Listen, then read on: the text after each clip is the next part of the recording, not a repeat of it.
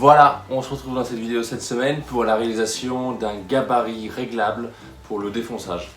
Donc ça existe déjà, il y a déjà des vidéos qui ont été publiées. Cette semaine je vous montre ma technique avec du hêtre. Ça coûte pas très cher, ça permet d'avoir un joli gabarit bien lisse et ça fonctionne très bien. C'est inspiré du gabarit de chez Festool, le MFS 400 ou MFS 700 en fonction des dimensions. Là, je vais faire dans cette vidéo l'équivalent d'un MFS 400. 400 pour 400 mm, c'est-à-dire la longueur des sections. Allez, on y va!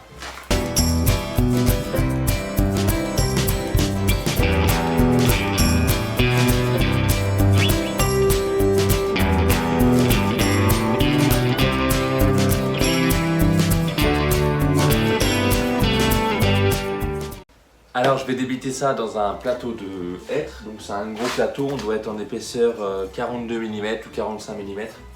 Pour ça je vais du coup déligner une bande et je vais changer la lame de la machine, puisque là j'ai une lame 48 dents qui est plus fait pour la finition ou un peu tout. Et pour vraiment il faut plus une lame de débit, alors j'ai pas de lame 12 dents, je vais mettre une lame 28 dents, ça fonctionne très bien aussi, c'est des excellentes lames.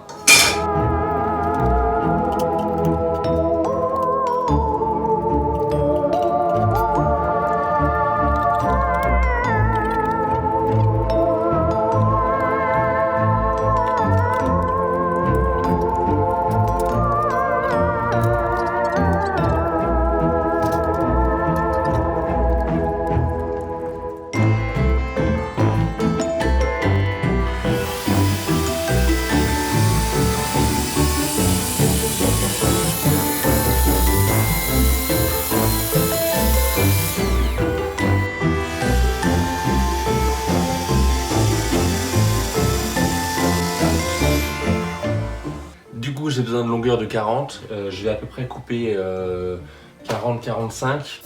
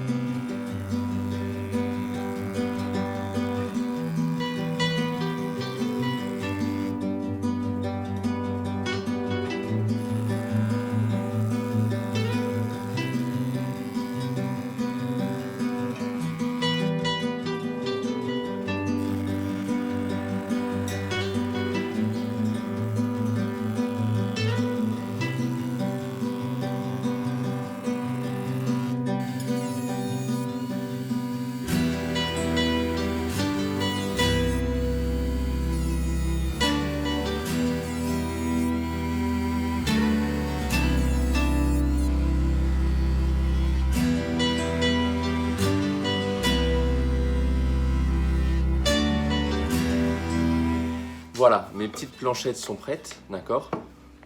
Donc les petites planchettes font 2 cm d'épaisseur. Il y a une raison précise à ce que ce soit un chiffre précis. C'est pour tout simplement au moment où vous allez vouloir descendre votre fraise, choisir la profondeur de plongée, il faudra rajouter, par rapport à la pièce usinée, il faudra rajouter 2 cm de plongée en plus. Voilà. C'est important que ce soit un chiffre assez précis, puisque ça va vous éviter d'avoir à le remesurer à chaque fois.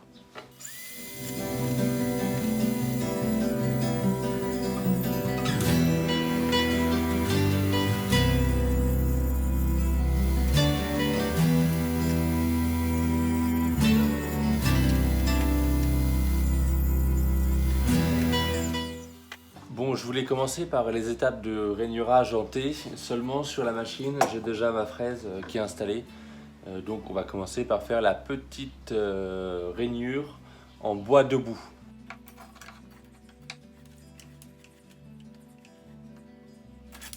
Pour l'usinage, je vais utiliser le chariot. Donc, on le déverrouille. Je vais venir y placer le guide perpendiculaire.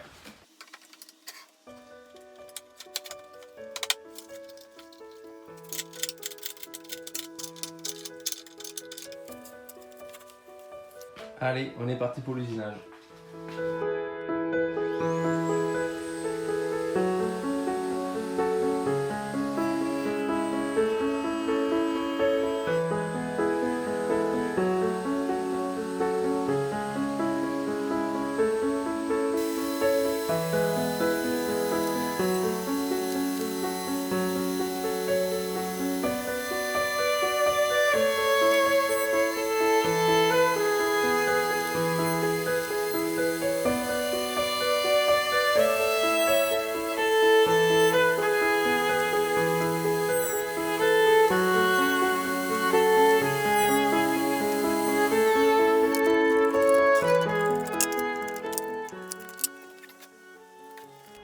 Allez, je change de fraise, c'est une fraise en T. En fait, ça va me permettre du coup d'avoir une rainure dans laquelle je vais insérer une pièce métallique qui viendra prendre en sandwich le bois pour bien serrer.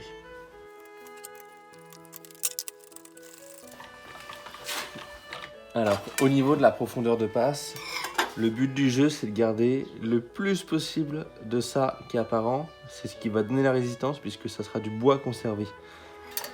Ensuite, le but du jeu, ça va être d'axer l'axe de la fraise à 1 cm du bord de mon guide.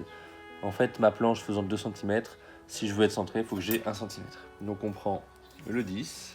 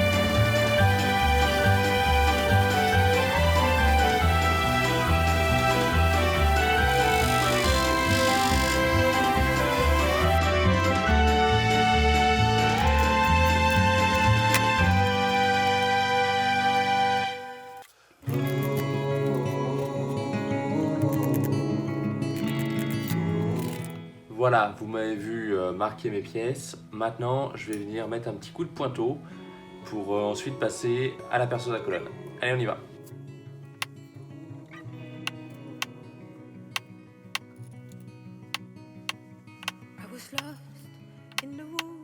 Alors, vous me voyez faire certaines avec 4 coups de pointeau et d'autres avec juste 2 coups de pointeau.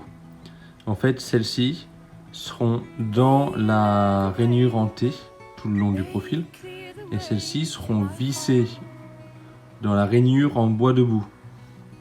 D'accord? Donc ce qui fait que ça sera fixe et ça sera une pièce mobile. Les deux seront reliés par les trous aux extrémités qui seront percés taraudés pour celui-là et juste percés pour celui-là. Avec de l'autre côté, quand le trou sera fait, un fraisage conique pour que la tête de vis rentre dedans. Allez, on continue.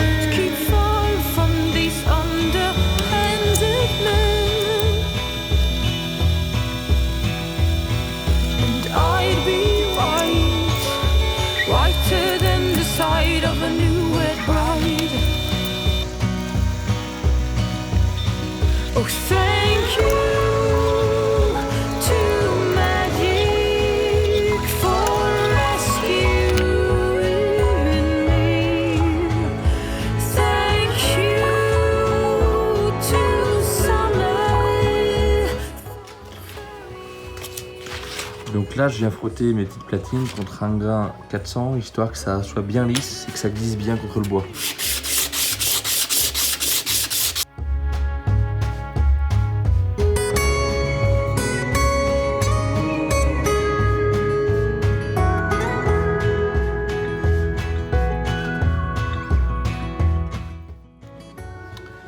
Voilà, les platines qui vont aller dans la rainure en T, je vais leur faire un petit arrondi pour que ça n'accroche pas le bois à l'intérieur de la rainure.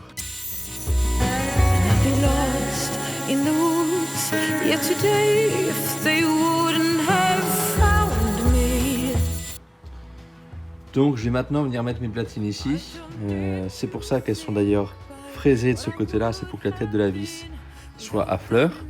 Et elles sont fraisées de ce côté-là pour que la bague de copiage ne vienne pas taper dedans au moment de l'usinage.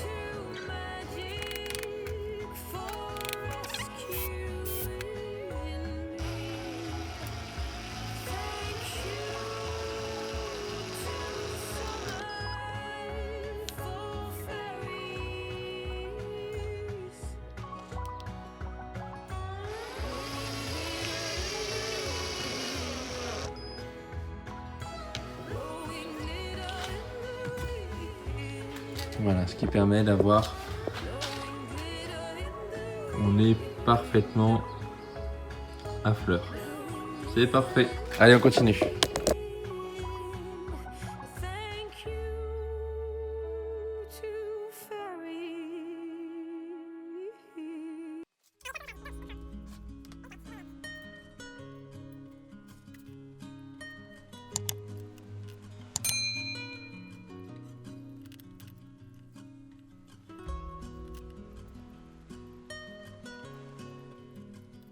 Allez, on va maintenant procéder au montage. C'est super simple, il suffit en fait de venir mettre ça comme ceci dans la coulisse. Et après, voilà, ça coulisse tout seul. On continue, on fait la suivante. Pour venir fixer le gabarit à la pièce à travailler, je me sers des serre-joints les mêmes que pour les rails de guidage, d'accord, des scies plongeantes. Et en fait, pour pouvoir les passer dans le bois, je vais mettre un petit coup de domino à différents endroits.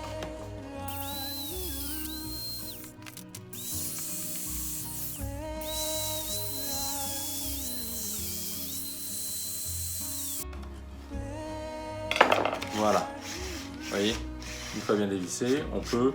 Donc là, j'ai dévissé que celle-ci, ce qui permet en fait de venir coulisser comme ça. Il suffit que je dévisse celle-ci et celle-ci pour venir rapprocher ou éloigner. Ce que je vous propose maintenant, c'est que du coup, on fasse un essai. Je ne vais pas mesurer, mais en fait, il suffit, c'est relativement simple. Je vais vous expliquer comment ça fonctionne dans le principe. En fait, c'est relativement simple. Vous avez votre gabarit. Je fais vue d'ici, d'accord? Votre gabarit. Dessus, vous allez avoir la table de votre défonceuse qui va être posée, votre bague de copiage qui va être insérée. Moi, par exemple, c'est du standard, c'est une 30 mm. Donc, elle va venir comme ceci, avec 30 mm. Son axe est donc à 15 mm. Ensuite, on va prendre par exemple, imaginons qu'on prenne pour simplifier les calculs une fraise de 10. On a notre fraise de 10 mm qui est dedans. Il suffit donc de soustraire 5 mm à l'axe pour savoir à partir du bord à combien on doit être. Par exemple, ça veut dire que là, si j'ai une fraise de 10 mm, il faut que je soustrais à l'axe 5 mm. Mon axe étant à 15, il me reste 10. Si je veux avoir un tracé ici, par exemple un tracé de, on va dire 5 cm, il faut tout simplement que je vienne mettre le bord de mon guide ici, à 1 cm. Et donc avec le décalage de la bague de copiage moins le rayon de la fraise, on va arriver pile poil sur ce trait là. Et on fait la même chose de l'autre côté, d'accord? Donc ça veut dire que pour avoir 5 cm, dans ces conditions-là d'une bague de copiage de 30 et d'une fraise de 10, on va avoir besoin d'un espacement de 5 cm plus 1 et 1, soit 7 cm. Voilà, j'espère que j'ai été clair. Allez, on passe aux essais.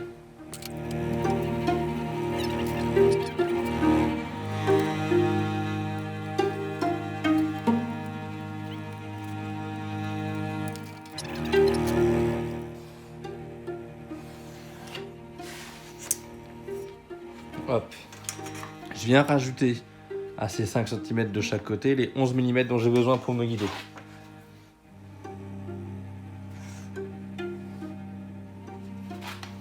Je fais juste 4 petits points. On peut maintenant venir placer notre gabarit.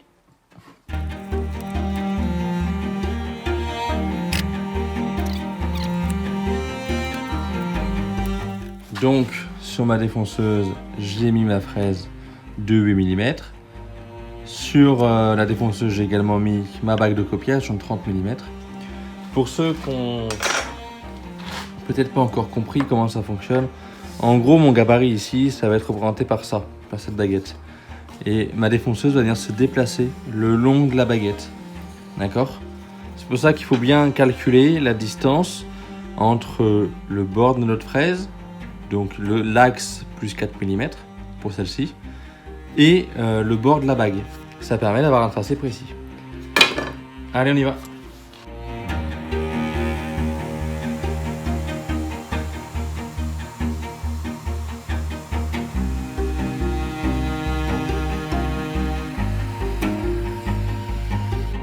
Vous voyez, on peut d'ores et déjà voir que le peu que j'ai fait, le tracé correspond parfaitement.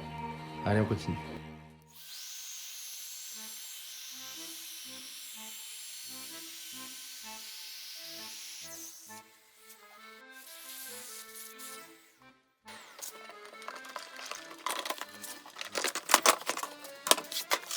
Voilà. Vous voyez, mon trait était là, on n'a pas de problème, on vient bien suivre. Là, le trait était un peu plus épais, où je me suis décalé. C'est pas évident quand on filme, mais vous voyez que ça fonctionne très très bien, il n'y a pas de problème. Voilà, j'espère que la vidéo vous a plu. C'est un guide de défonçage qui existe dans le commerce. Ça vaut, celui-là, il vaut à peu près 300 €, à peu près. Hein. Donc voilà, moi ça m'aura pas coûté grand chose puisque j'ai fait avec ce que j'avais à la maison. Hein, on est en plein confinement, c'est à peu près pareil pour tout le monde, on fait avec ce qu'on a. Mais voilà, vous voyez, ça fonctionne, ça coûte pas cher, c'est très rigide, il n'y a pas de problème, ça va bien tenir dans le temps. Je vais le vernir en caméra off, il n'y a pas besoin que je vous le montre, ça sert à rien, mais il va être verni. Et je vais essayer après de mettre pareil que sur les machines outils pour que ça glisse bien dessus. Donc voilà. J'en avais également fait un plus grand, donc celui-là c'est un 700 par 700, d'accord, 70 cm, en gros 75 cm par 75 cm. Il est déjà verni, alors par contre, vous voyez, je l'avais fait beaucoup plus fin, ça fonctionne, il fait 15 mm, mais on sent que c'est un peu plus fragile. Bon après cela dit, celui-là me servira beaucoup moins souvent que le 20 mm. Vous voyez la différence? Voilà, donc les deux fonctionnent, il n'y a aucun problème. Mais le 700 mm est un petit peu plus fragile. Et donc voilà. Bon, cela dit, pas de problème, hein, il est quand même, ça fonctionne quand même. Voilà, écoutez, on se retrouve très vite dans une prochaine vidéo. J'espère que celle-ci pourra vous servir parce que c'est vraiment un outil formidable. Moi, ça faisait longtemps que je pensais m'en acheter un et puis on repousse parce que ça coûte vraiment un bras. Alors il y a des solutions, il y a d'autres solutions qui existent avec des rails en aluminium qu'on peut trouver par exemple sur le site Motedis. J'ai pas d'action chez eux, j'ai jamais rien acheté chez eux. C'est juste qu'on entend souvent parler de ce site-là et ils font des rails en aluminium et a priori ça fonctionne pas mal avec ça aussi. Il y en a compté quand même pas loin de 150 €, tout compris de mémoire. Voilà, pour un 700 par contre. Celui-là, le 700 dans le commerce, il vaut à peu près entre 350 et 450 € en fonction des fournisseurs. Voilà, allez, on se retrouve très vite dans une prochaine vidéo. Ciao!